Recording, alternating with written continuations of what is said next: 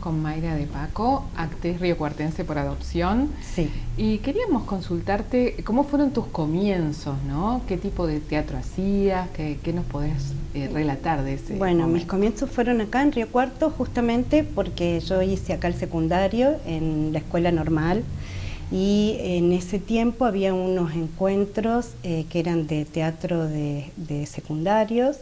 Se realizaban funciones en el teatro municipal y muchas escuelas participaban. Y ahí empecé, habré tenido 16 años, 15, 16 años, con la profesora de literatura. Hicimos una obra de Barletta que se llamaba La Edad del Trapo, una obra bien así como atravesada de un discurso político interesante. ¿Eran los 80, Mayra? Y eran los 80, calculo 84 habrá sido. Bueno, a partir de ahí me enamoré del escenario, me enamoré del teatro y no pude soltarlo nunca más. Como que fue un viaje de ida. ¿En ese momento te acordás qué grupos existían? ¿Qué había de teatro en Río Cuarto? Sí, estaba el taller de teatro y estaba también la comedia.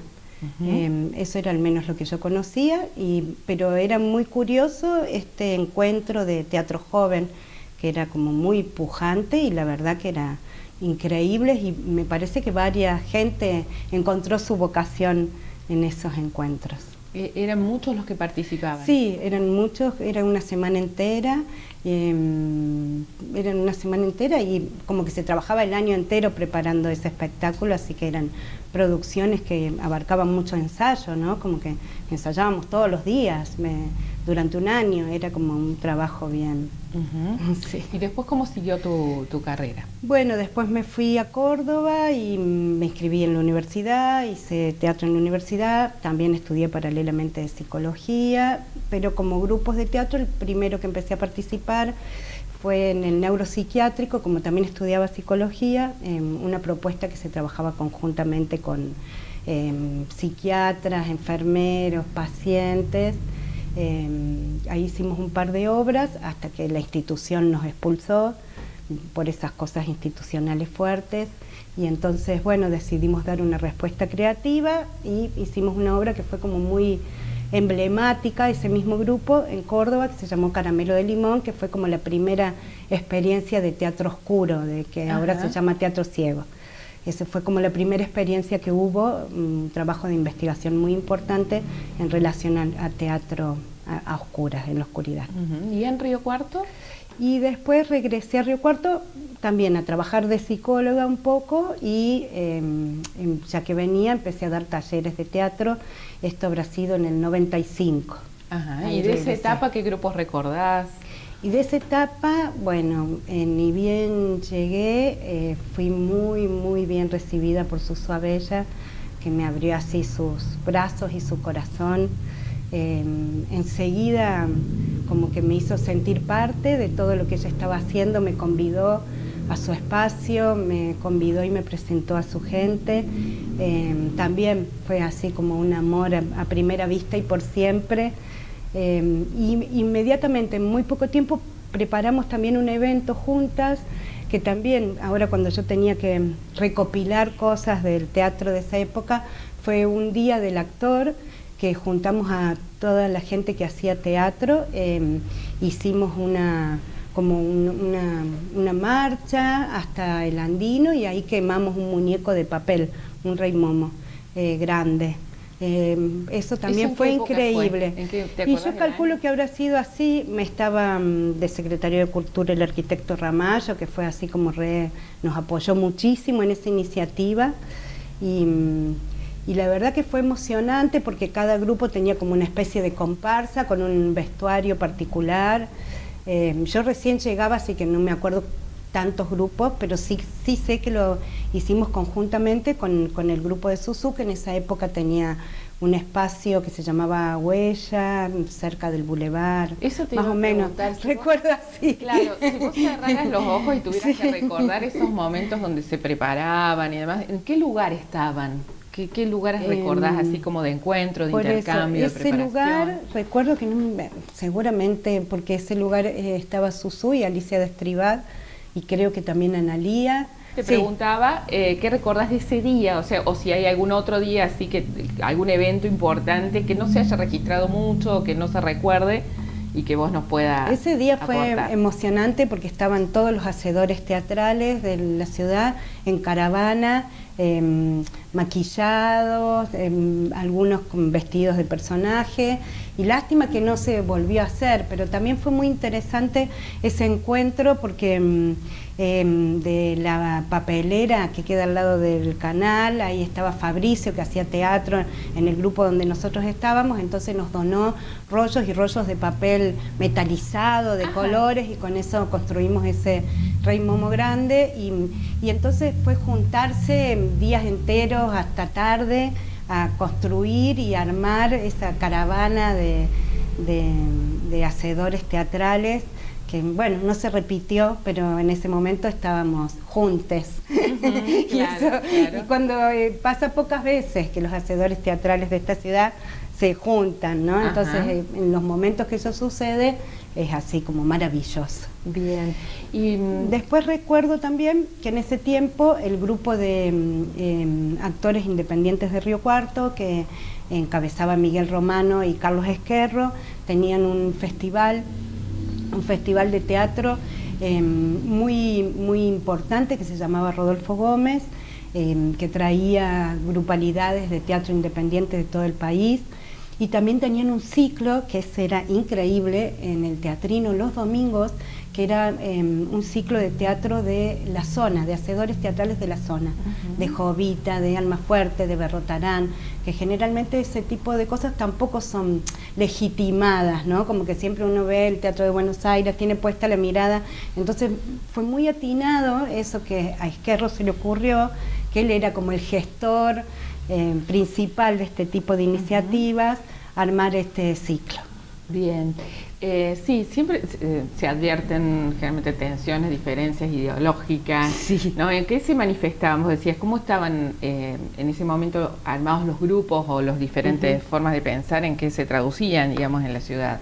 ¿Había diferentes...? Sí, bueno, por un lado estaba la comedia, y que eso también tenía como otro tipo de particularidades, tenían como un acompañamiento oficial en cuanto a la gestión en esa época, que el secretario de Cultura era el arquitecto Ramallo. La comedia funcionaba, tenían contratado un buen director, contrataban escenógrafos, contrataban vestuaristas, entonces eso implicaba todo un sistema de producción que ahora casi, salvo muy raras excepciones, no se tiene, ¿no? Pero sí había como gente abocada a las artes escénicas de una manera como profesional, dedicada a eso. De hecho, había otro grupo que dirigía Mario Barrionuevo, que hacían espectáculos generalmente para infancias, con funciones en escuelas, y en ese grupo ellos tenían grandes producciones con mucha escenografía, muy buen vestuario. Pepín Monzó era el vestuarista, que también maravilloso su conocimiento en cuanto a eso. Por ejemplo, ahora no hay vestuaristas escénicos, como que uno no sabe, tenés una modista en el barrio que te hace precio porque te cuesta mucho. ¿Qué cosas recordás, por ejemplo, que él haya producido, que haya hecho? Muchos vestuarios produjo Pepín de estas obras de Mario Barrionuevo. Yo no se me viene el nombre específicamente de las obras, pero me acuerdo, por ejemplo, Sandra Cardarelli, colega y compañera teatral, siempre era como una actriz importante de estas obras, y siempre tenía vestuarios muy lindos, sobre todo los cortes y la tela. También Pepín, cuando hacía los bocetos de estos vestuarios, en cada uno tenía un pedacito de tela que era para cada parte de ese vestuario. Bueno, eso es como muy particular, y salvo excepciones en grandes ciudades, no es lo que en este momento se hace, ¿no? Incluso hasta los zapatos los hacían hacer, ¿no? Claro. No estoy hablando de hace tanto tiempo. ¿Eso en los 90? Eso ya en los 90, fines de los 90, 2000, sí. No sé si hay otro grupo que recuerdes de ese momento, y si no, contame cómo siguió tu trayectoria y bueno, lo que es Kika Producciones, lo que está un poquito más cerca en el tiempo, ¿no? Bueno, en realidad sí recuerdo de ese tiempo que después me sumé a la gestión con Ezquerro y aprendí mucho, sobre todo él con su compromiso político en cuanto a esto de la gestión, teniéndola en cuenta, encuadrada en políticas culturales determinadas, y la verdad que fue mi maestro. Y también aprendí que para poder ser un hacedor es muy importante esa gestión, y que la gestión es un acto absolutamente de generosidad artística, entonces te corre muchísimo de ese ego que a veces como teatreros tenemos, pensando en otros y en el trabajo de colegas. Y entonces también hay una parada ética, no solamente estética, determinada frente a lo que uno hace. Entonces también como grupo empezamos a gestionar encuentros de teatro, encuentros de hacedores teatrales, y colaboramos, porque ya Ezquerro estaba grande, con este festival que hasta llegó a ser latinoamericano, ¿no? Un festival latinoamericano, Rodolfo Gómez, que ahí y armamos redes y circuitos con otras grupalidades, entonces que venían grupos de Brasil, pasaban por Entre Ríos, Santa Fe, acá hasta San Luis. También trajimos un grupo de Bolivia, y todo esto como hacedores independientes, ¿no? También a partir de ahí empieza nuestra primera obra en el 2001, directamente nos quedamos casi sin trabajo, parte del grupo Kika, y dijimos, bueno, nos vamos a dedicar a esto, como sea. Entonces también era otra mirada, una cosa es que cada una tiene una profesión y hace teatro, y otra cosa es dedicarse de lleno. Dedicarse de lleno. Entonces en ese tiempo hicimos una obra con un director de Buenos Aires y tuvimos como unos premios para poder subsidiar ese trabajo. Se llamó Sirenas de Pelo Pincho, que fue la primera obra del grupo Kika, un trabajo de investigación sobre la estética camp, sobre eso, como la exaltación de lo femenino puesto ahí en su máxima exponencia.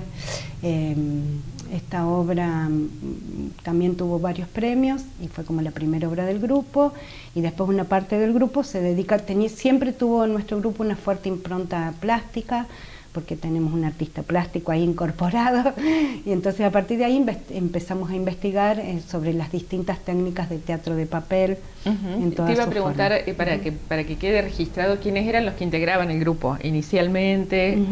Bueno, el grupo Kika eran Katia Isaacson, María Gatica, Sandra Cardarelli como artista plástica, Sergio Villar como artista plástico, Gabriel Conti como artista plástico, Iván Losakov de Córdoba, que nos hizo toda la parte sonora, y el director Javier Sueski, que es un director de teatro de títeres y objetos de Buenos Aires.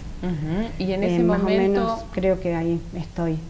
Como que hubo gente también que nos ayudó en toda la parte del marco teórico. Carla Barbero colaboró con nosotros, sí, mucho en todo lo que tuvo que ver con la impronta estética del espectáculo. Claro. El análisis teórico del marco estético del espectáculo. Y en ese momento en que Sirenas de Pelo Pincho estaba como en su apogeo, y que incluso se presentaba en el exterior, ¿o no? Esa obra era como de mucho montaje, mucha escenografía. Teníamos que ir con 2 camionetas a hacer funciones, así que fuimos a Córdoba un par de veces a hacer temporada, y ahí quedó. Casualmente, por eso la contracara fue decir, bueno, vamos a hacer un teatro mínimo, liviano, que se pueda trasladar, que entonces incluso hasta empezamos a sonorizar nosotros los espectáculos para poder llegar a escuelas rurales donde no había luz y no gastarles la batería de su equipo electrógeno. Y ahí empezamos a trabajar teatro de papel, que es muy trasladable, y a investigar. Claro, Kamishibai, que es la técnica japonesa, y también hacemos la técnica europea, que sería el teatro de papel o teatro de juguete. Y ya llevamos 15 años trabajando y ya tenemos 6 espectáculos con esa técnica. Y con esa técnica sí llegaron a distintos lugares y tuvieron experiencias muy fuertes, ¿no? Muy comunitarias fuerte. En el exterior. Sí, con esa técnica hemos trabajado por casi toda Latinoamérica, México, Costa Rica, Colombia muchas veces, Colombia 5 veces, Chile, Bolivia, Uruguay. Y tuvimos experiencias fuertes. Nos gusta mucho trabajar en esos espacios Con los niños, hijos de internos de... Presos, sí. Incluso cárceles. Estuvimos en la cárcel de Medellín. Una cárcel así. Y nosotros con una obra de teatro de juguete decíamos, ¡ay! Y la verdad que fue muy emotivo trabajar en ese espacio de hacinamiento, una cárcel en Medellín. Acá hemos hecho cárcel acá, en cárcel en Córdoba, incluso en Entre Ríos también, pero una cárcel de Medellín. Y la verdad que ver transformar esas caras de esos espectadores fue maravilloso. Y contame cuál es la idea de tu idea de arte y de cultura que es el sustento, el sustrato de esas experiencias, ¿no? ¿Cuál es tu concepción del arte y la cultura? Bueno, en ese momento como que yo pude comprobar el hecho artístico como una instancia transformadora, ¿no? Creo fehacientemente en eso. Creo también en las redes. A mí el teatro me brinda familia, me brinda amigos, y hay algo muy genuino que también que tenía que ver con esto que viene de la mano de Esquerro, que es este hecho de construir y generar lazos laborales con colegas, en conjunto con colegas, es algo, eso, como del sustento primario, como cuando estás en tu casa preparando una comida para agasajar a quien querés mucho, ¿no? Generar esos circuitos de gestión, de laboral, conjunta, para mí es algo como maravilloso. Y es una de las cosas que me brindó el teatro. Pensar en políticas culturales que permitan que el hecho artístico pueda conmover a todos. Pensar en ese derecho de este teatro llegando a todas partes, y que todos puedan ser espectadores de esto artístico. Bueno, me parece que es como lo valioso que yo saco de todo este tiempo de práctica, ¿no? Vos hablabas de la influencia también que pueden tener las políticas públicas en, bueno, la suerte un poco de los diferentes grupos. Fundamental, fundamental. De todos modos, no solo las políticas públicas, uno como hacedor tiene una ética, por eso te digo, en la cual uno está inmerso, desde donde uno se para y desde donde uno hace y desde donde uno dice. Hay como una fuerte posición que uno entabla también en las elecciones estéticas y éticas de esto que uno está transmitiendo y compartiendo. Y en esto que vos contás, ¿cuál fue el momento de esplendor? ¿O está haciendo ahora? ¿O hubo así algún pico, algún hito? Siempre me parece, por ejemplo, eso que te contaba, Caramelo de Limón fue una obra como emblemática. De hecho esa obra la escribimos nosotros y se hizo por una compañía en Francia que es como muy famosa, que se llama Teatro de la Colina, que dirige La Belli. Se editó el libro en Francia, cobramos 2 años derechos de autor en euros. Claro. Eso fue. Y también pasa, y siempre a mí me da la sensación que cada una de las cosas me empoderan desde otro lugar, y siempre es el mejor momento, por suerte. Y mejor va a ser el que va a venir, que yo ya tengo este año planeado viajes y instancias de compartir con colegas. Bueno, te comenté que acabo de venir de una experiencia maravillosa, siempre es como innovador, pero fundamentalmente con otros. Eso me parece que es lo que hace que sean más importantes esos momentos, ¿no? En esas instancias de gestión compartida. Y sí, bueno, también te debería preguntar sobre los momentos más difíciles para el teatro en Río Cuarto. Yo creo que ahora, estos 2 años que pasaron, por lo menos para mí, fue la primera vez que realmente estuve como muy angustiada. Estos 2 años fueron muy duros, a la vez sacaron lo mejor de mucha gente, y también hubo circuitos y redes donde armamos instancias de colaboración para colegas que no tenían para alimentar a sus hijos, porque no estábamos pudiendo trabajar. Me voy a emocionar, pero... Claro, que fue muy difícil, sí, para todos, ¿no? Sí, inimaginable. Pero sobre todo eso, sobre todo gente en la que uno confía y admira y que no estaban pudiendo alimentar a sus hijos, ¿no? Pero bueno, también sacó lo mejor de muchos y estos valores y nos unimos, sí, y estas redes que uno dice, sí, es así, no hay otro camino, es la única manera, es juntes, sí, es así. Fue como eso, como pisar firme y decir, vamos por buen camino, hay muchos alrededor que están igual y que estamos pujando por lo mismo. Y por no correrse, porque también era sostenernos y que esa gente que toda su vida había dedicado a esto no cierre la puerta y se dedique solo a hacer milanesas, qué sé yo. Entonces también sostenerse, inventar, generar, construir nuevas posibilidades laborales para todos. Y después de este repaso que hicimos, si tuvieras que pensar en la identidad del Teatro de Río Cuarto, ¿qué elementos no podrían faltar? Bueno, para mí, como te digo, hay dos pilares, hay dos personas que para mí fueron fundamentales y que no tienen que ver con su virtuosismo artístico, sino con esta capacidad de construir, de generar generosamente caminos para otros, y que son Carlos Ezquerro y Susu. Ellos, desde que, por mi parte, ¿no?, fueron así como absolutamente bondadosos y demostrando esta importancia del teatro compartido. Y también de sacar el teatro a todas partes, ¿no? Como que Ezquerro también generaba eso de ese vínculo que te digo con toda la zona, ese teatro que podían verse y recorrer la zona, porque estos artistas de Berrotarán, de Gijena, que venían, también iban los grupos de acá, este grupo de actores independientes a hacer funciones. Y bueno, y la Susu, que fue una capacitadora y formadora de todos los hacedores teatrales que hay contemporáneos míos, todos fueron alumnos de Susu, y toda la gente con un amor hacia ese oficio, haciendo teatro, incluso funciones de niñes, y casi profesionalmente, con ese grupo que se llamaba Bululú, dando a conocer obras de artistas locales, porque hacían obras de Bachi, y también de Bachi Salas, y también de autores nacionales. Entonces también dando a conocer esta letra, esta palabra, eso me parece que yo podría encontrar como una impronta del teatro local que se puede visualizar ahora.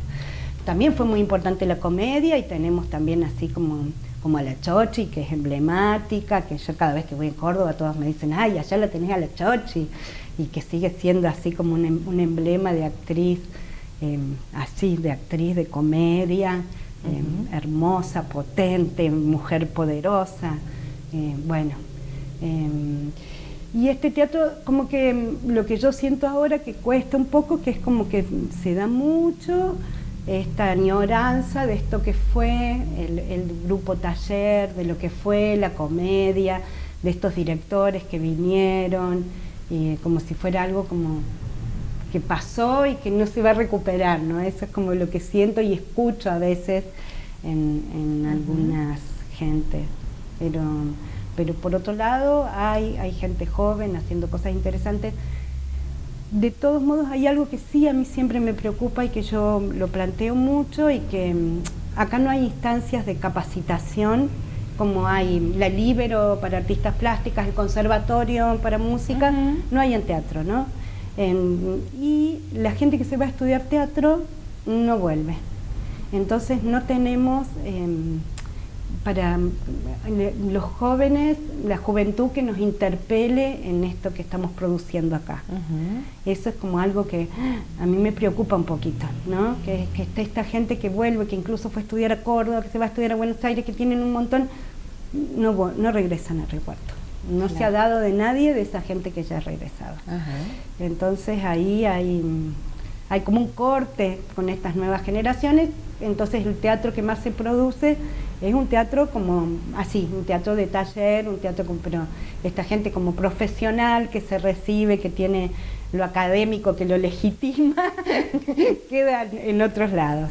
No sé yo Sí, te decía como actor de la cultura local, ¿qué lugar tiene que ocupar la memoria para vos, a tu juicio, desde tu concepción? Sí, ¿no? primordial, es primordial porque eso genera instancias de identidad, de arraigo y que abren mucho la perspectiva del quehacer artístico, ¿no? Como que nos permiten posicionarnos para poder crear y construir con un marco enraizado que contiene. Así que para mí, tanto como decís vos, como la memoria viva, la memoria leída, la memoria a todo nivel, ¿no? Me parece que... ¿Y crees que vos has pasado por la función pública, crees que presupuestariamente se le asignan recursos suficientes a estas cuestiones? Nunca es suficiente, no. Es una de las peleas. Ni bien... El teatro tiene una particularidad, que el Instituto Nacional de Teatro es autónomo, tiene una línea presupuestaria que es el 1% de las publicidades televisivas, y eso queda solo para el área de teatro, y eso la verdad que, bueno, en estos 2 años también nos sostuvo muchísimo, y es en relación a otras entidades públicas, tiene un funcionamiento excelente. Así que eso permite mucho hacer, más allá de estas posibilidades que tienen los lugares, los municipios. Entonces siempre, de todos modos, siempre hay un presupuesto como más grande de nación, o más acotado de provincia y mucho más acotado municipio, porque es con lo que se cuenta. Y sobre todo en las áreas de cultura.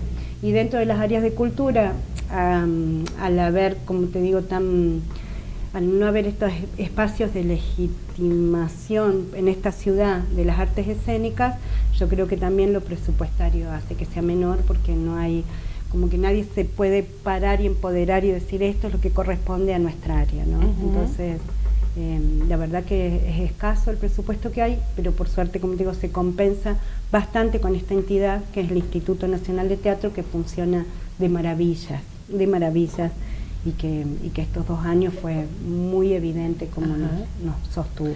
¿Y cómo te gustaría que fuera la reconstrucción de la memoria artística y cultural de Río Cuarto? O sea, ¿qué no podría faltar? Si hablamos más allá del arte escénico. No podría faltar entretejidos, redes artísticas en general, tratando de correr los límites de cada disciplina, siempre un poco corridito de eje para poder animarse a dar cuenta de todo lo que hay para relatar y para contar. Eso, como interdisciplinario y corrido de eje. ¿En tu experiencia hubo así vínculos con gente de otras áreas? Sí, sí, ¿Te acordás de algunos momentos en particular? Eso me parece que se nos pasó. Eso, sí. También otra de las cosas que también fueron re interesantes con el arquitecto Ramallo, un tiempo organizamos una murga, porque ¿ustedes se acuerdan cuándo fue el año que se bajó el muro del Alberdi? ¿En qué año? Claro, sí, y debe haber sido fines de los 80. 89. Claro, bueno, ahí me contrata el arquitecto Ramallo, yo no estaba viviendo acá, para que armase una murga que atravesase el puente cuando esto sucedía. Y entonces ahí también trabajamos con gente de música, que ahí fue como de los inicios de Maroma, y ahí armamos como una murga con gente de plástica que nos ayudó y colaboró en los vestuarios. Fue algo similar a esto del Rey Momo, fue como una caravana que vino por todo el bulevar y subimos al puente y cruzamos al Alberdi. Eso fue como... Y después también trabajamos con músicos en vivo en nuestras obras, y artistas plásticos, como te cuento que la obra plástica es como muy fuerte en nuestro grupo. También tomamos muchas veces clases de danza para también tener ese cuerpo alerta y que es tan necesario para el escenario, ese cuerpo dispuesto para poder actuar, clases de canto, así que en todos esos momentos siempre tuvimos asesores de distintas disciplinas que fueron colaborando, porque el teatro es como una conjunción, ¿no? Como que ahí está la plástica, la música, tiene ahí como la literatura. Bueno, y ahora últimamente el último espectáculo que hicimos, la dramaturgia se la pedimos a Marcelo Fagiano, que es un escritor local, y trabajamos conjuntamente esa dramaturgia, y él estuvo construyendo esa dramaturgia durante los ensayos, acompañó y fue escribiendo. Y la verdad que una experiencia maravillosa. ¿Eso dónde lo hacen? ¿En dónde se reúnen habitualmente? Y bueno, nos agarró pandemia, así que fue en un garage, en una casa, el director de Córdoba viéndonos a través de la cámara los ensayos y Marcelo desde su casa en la computadora. Claro. Y tuvimos varias funciones, una sola acá en Río Cuarto, pero ya ese espectáculo es nuevito, es como un espectáculo bebé, tiene 8 funciones, así es lo más nuevito. Así que este año lo empezaremos a hacer circular por acá. ¿Se llama? El aviso de Zoido. El aviso de Zoido. Bueno, muchísimas gracias, Mayra. Muchas gracias a ustedes. Para mí también un placer. Me hicieron emocionar.